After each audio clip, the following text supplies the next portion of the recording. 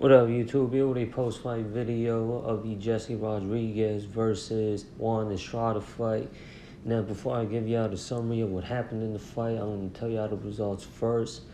Jesse Rodriguez was able to capture the WBC and Ring Magazine Super Flyweight titles after returning back in to the Super Flyweight division after vacating his former WBC Super Flyweight title, which he once held, before moving back down to the flyweight division where he was a champion. I believe he was either the WBC or WBO flyweight champion when he was competing at flyweight, and this was his first fight back as super flyweight, and it's not that much of a leap to transition from flyweight to super flyweight, hence why it didn't affect Jesse Rodriguez's body that much for him to move back up to super flyweight to make that fight happen between him and Estrada.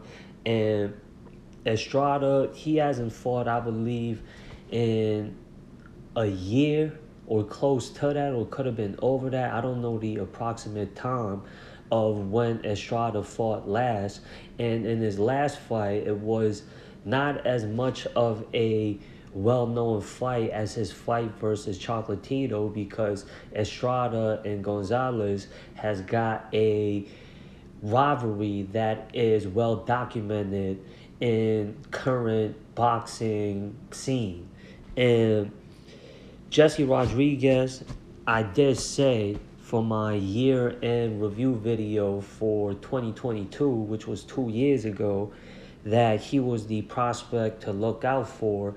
And currently, after a performance like the one he pulled versus Estrada, who's been considered the best super flyweight for quite some time, and that emphatic victory that Rodriguez got over on Estrada in their fight has got to make Rodriguez now the top super flyweight. And Rodriguez, before he moved up to super flyweight, he was considered the top dog at flyweight. And Estrada, because of his reign at super flyweight, that had considered Estrada to be one of the best pound-for-pound fighters in boxing. And if you look at the top 10 pound-for-pound rankings, when it comes to boxing media, they usually have Juan Estrada amongst their top 10 pound-for-pound best fighters in the world. And Rodriguez, after picking up a 7th-round knockout win over Estrada, has got to be amongst the best pound-for-pound fighters in boxing. And to sum up what happened in the fight, this was one of the more entertaining bouts that we saw happen throughout this year of 2024. And the action in this fight was what fans look for. It was a fan-friendly style affair that we saw between these two fighters. And Rodriguez, with the age that he's at right now, this was like a passing of a torch from Estrada to Rodriguez, and this victory has Rodriguez among the elites in all of boxing. And he got in there with a legend like Estrada and dominated that fight throughout the majority part of the fight. And he showed heart and resilience when he was dropped in the 6th round by a straight right hand of Estrada. And Rodriguez, he recovered very well, and he fought himself to earn a knockout win the following round after he had tasted the canvas. And Rodriguez, prior to the knockout, he scored a knockdown as well that came from a straight left hand led by a combination of punches that set up that straight left hand that dropped Estrada. And that straight left hand was a signature punch for Rodriguez that was finding him success throughout the entirety of the fight. And Rodriguez displayed great attributes with his ability to throw combos to set up his signature punches, which was landing accurately and effectively versus Estrada. And he kept on pushing the pace, the speed, and the volume of Rodriguez had Estrada not be able to match Rodriguez's pace and speed throughout the course of the fight.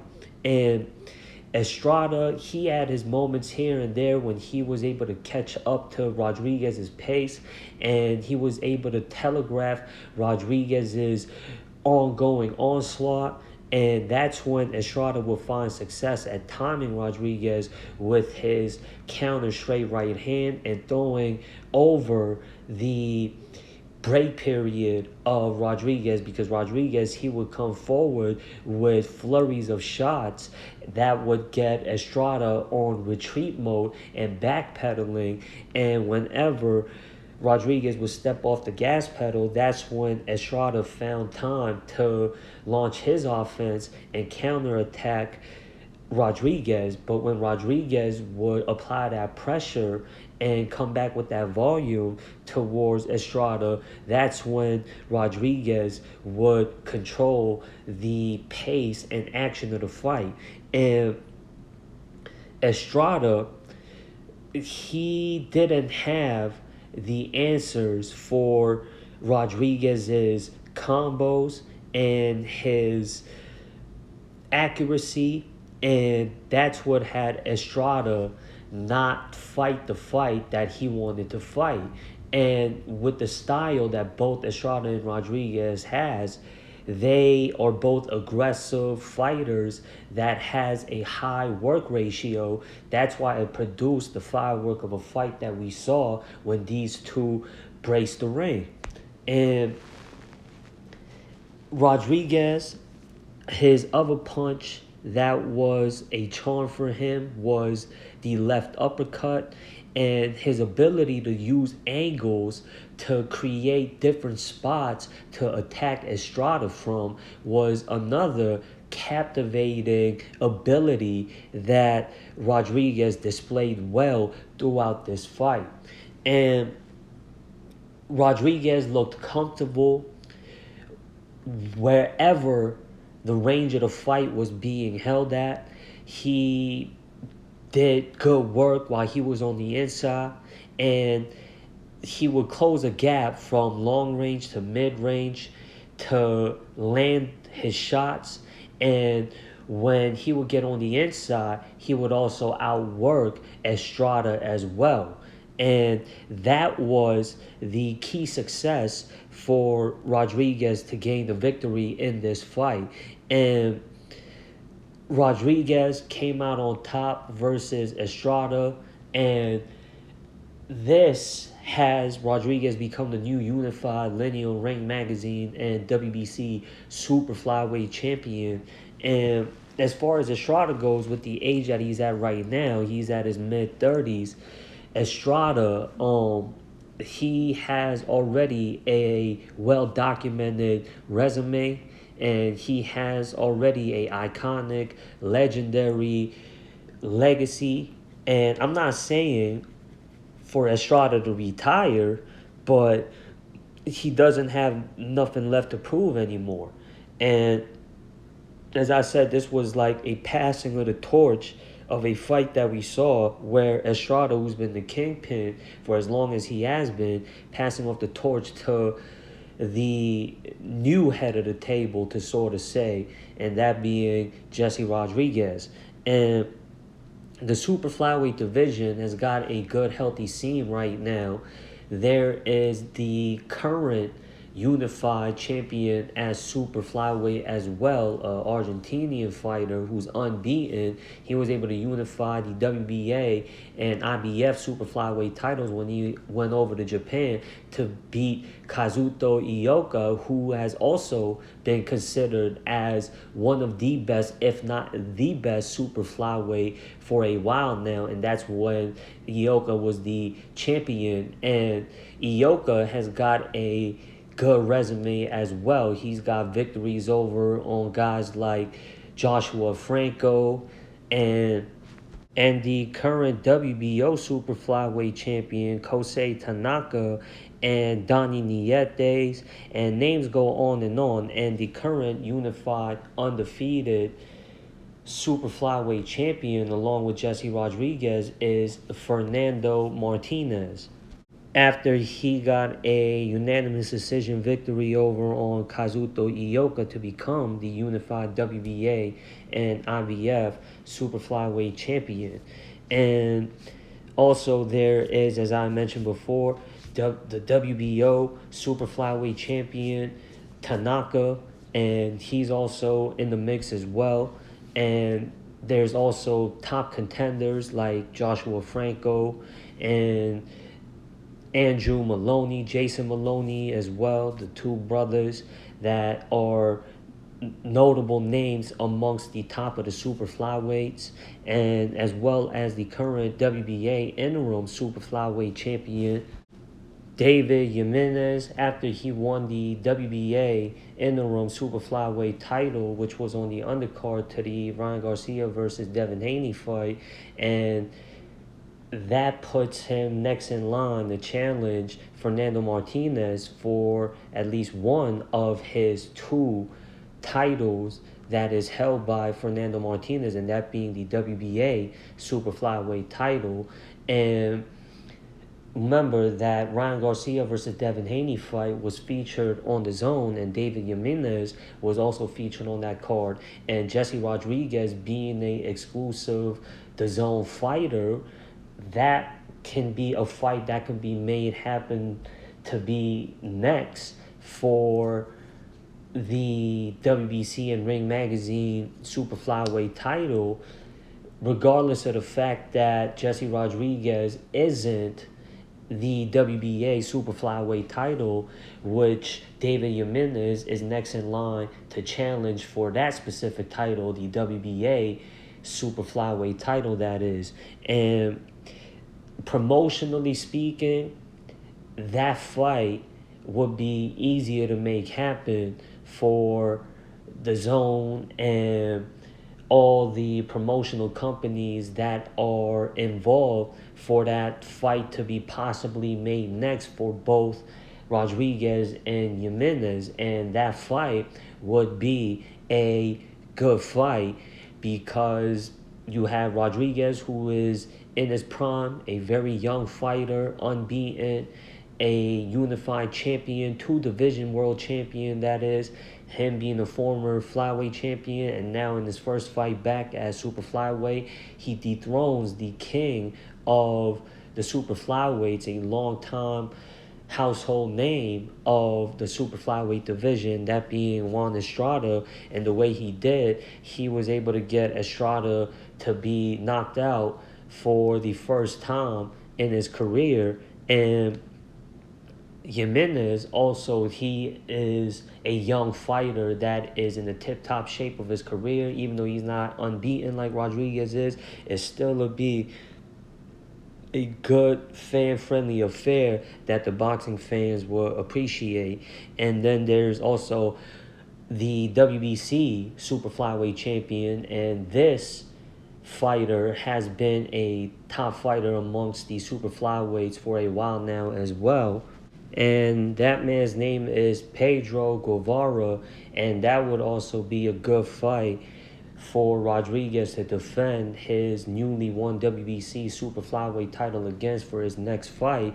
And politically speaking, that would make sense as well, because Guevara is next in line to challenge for the WBC super flyweight title versus Jesse Rodriguez, according to the WBC's rankings when it comes to the super flyweight division.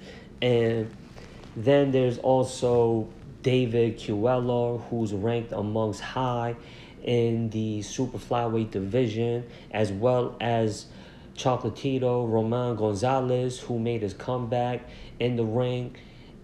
I believe it was last week when Roman Gonzalez came back into action, and he scored a last round knockout win versus his opponent after a almost a 2-year layoff, and Chocolatito in his prime was considered to be one of the best pound for pound fighters in the world.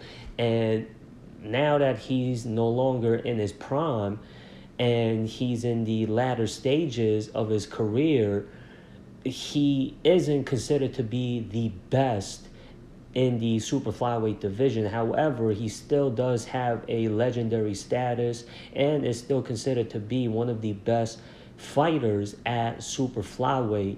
And because he had got a knockout victory in his last performance in his comeback fight, this also catapults Chocolatito to be amongst the top ranked contenders at super flyweight, and that puts Chocolatito in the consideration to be next in line to challenge for any of the titles at super flyweight. He could fight Tanaka, Martinez, or Rodriguez. It would call for a heck of a challenge for all three of those current champions at super flyweight. And the most marketable fight, obviously, for Rodriguez would be versus Roman Gonzalez because of the name and the weight that Chocolatito carries with his name. And Chocolatito had a long time well-known rivalry versus Estrada, as I mentioned before, and as well as it's commonly known amongst the boxing fans. And people want to see a trilogy bout, which was been supposed to happen with Estrada and Chocolatito, but because of fight delays, that trilogy bout between those two rivals hasn't happened yet, and we don't know if it's going to happen. And that fight still has a want from the boxing fans. And Estrada, I don't think it's necessary for him to rematch Rodriguez after Rodriguez defeated Estrada the way he did. And me personally speaking, on my own personal scorecard, I only gave Estrada 2 rounds out of the 7 rounds that they fought. And I only gave the 2nd and 6th round to Estrada, while the rest of the rounds went to Rodriguez because Rodriguez fought a better fight. And Chocolatito would be a good test for Rodriguez to see where he's at. And I would say Estrada is currently the better, more fresher fighter than Chocolatito. So depending on how, if this fight was to happen with Rodriguez and Chocolatito, which would be the most marketable fight for Rodriguez to have next, and it won't make sense for Rodriguez to go for a lesser known name with the current uppity slope that Rodriguez is currently on right now. For his momentum to keep going, he will want to fight a name like Chocolatito. And if he's able to get a victory like he did versus Estrada versus Chocolatito, then that would stamp Jesse Rodriguez's legitimacy, and he's already proven himself to be a elite fighter.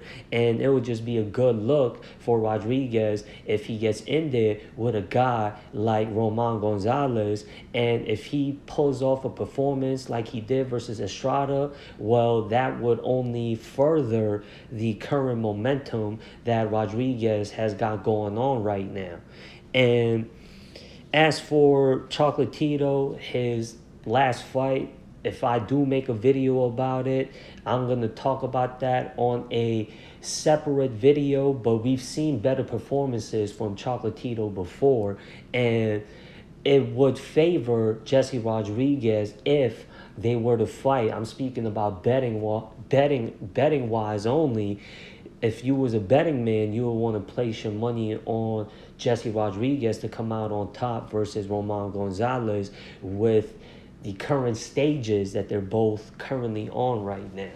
And there is other fights available for Jesse Rodriguez. I don't know what the promotional deal is looking like with Martinez, who is the current other unified WBA and IBF super flyweight champion. And if it is a fight to make happen, then politics shouldn't be that much of a problem for a possible majority title unification bout between Fernando Martinez and Jesse Rodriguez to happen, because Fernando Martinez, if he went overseas to Japan from Argentina to make that unified title fight happen between him and Ioka, then it shouldn't be a problem for Martinez and his camp to reach an agreement with Jesse Rodriguez and his promotional team. And when it comes to politics coming into play for major fights to happen with two separate fighters from two different promotional companies, it's usually when it's more reckoned fighters, like when we saw the mega fights between two different promotional companies coming to an agreement to make that mega fight happen. For example, we saw Gervonta Davis versus Ryan Garcia, PBC and Golden Boy, DAZN, and Amazon Prime, well at that time Showtime, to reach an agreement to make that big money fight happen, with Fernando Martinez not being that well known of a fighter, especially in America, with Jesse Rodriguez, on the other hand, being a American-based fighter, unlike Fernando Martinez, who's on the same stature as him when it comes to his accomplishment and the current stages that they're on right now. Fernando Martinez is only lesser known in the American market, because if you go over to Argentina, Fernando Martinez, who fights there locally, is going to be well known, because that's where he has majority of his fights hosted at, and he has no problem going over as far as to Japan to make a title unification fight happen. And Ioka has been considered one of the best, if not the best, super flyweight for a long time. And if Martinez was willing to do that, then he can do the same as well by going over to America to make that title unification bout happen between him and Jesse Rodriguez. And this is only Americanly based speaking, because it's gonna sound biased, because if you go over to Japan, like I said about with Martinez, how if people were to go over to Argentina, they would know who Martinez is, and he has notoriety. The same for Ioka. If you was to go over to Japan, people would know who Ioka is, and Ioka, honestly speaking, was more well known than Martinez was prior to Martinez defeating Ioka to become the unified IBF and WBA super flyweight champion. And Jesse Rodriguez, he did the same versus Rungasai when he was able to knock out Rungasai to win a championship title. When they fought, it was the same results with his fight versus Estrada. This is a good look for Jesse Rodriguez, and I hope he continues the current streak that he is currently on right now, making him one of the more successful fighters that is well reckoned amongst the top of the sport. And as I said, all these names that I mentioned that is available next for Rodriguez to defend his titles versus next, and Estrada can fight any of those guys as well, because I'm quite sure that Estrada isn't looking to retire, but if he wants to get back in the title contention, he's going to want to fight names of guys that I have mentioned throughout this video. And Rodriguez, as I had mentioned before, him showing his willingness to get back from facing adversity after getting dropped by a straight right hand that was well timed by Estrada, and then the next round for him to come back and land a devastating body shot which ended the fight. That was a good look for Rodriguez, and he proved that he is amongst the best of the best, not only in the super flyweight division, but in all of boxing. And as I said, brilliant performance on the part of Jesse Rodriguez. And that does it for this video, y'all. Subscribe to this channel for more content. And if y'all like this video, click the like button. Share the video if y'all want. And click the links in the description to show y'all support for this channel. Anything will be appreciated. And with that being said, I'm out of here, y'all. Be good and peace.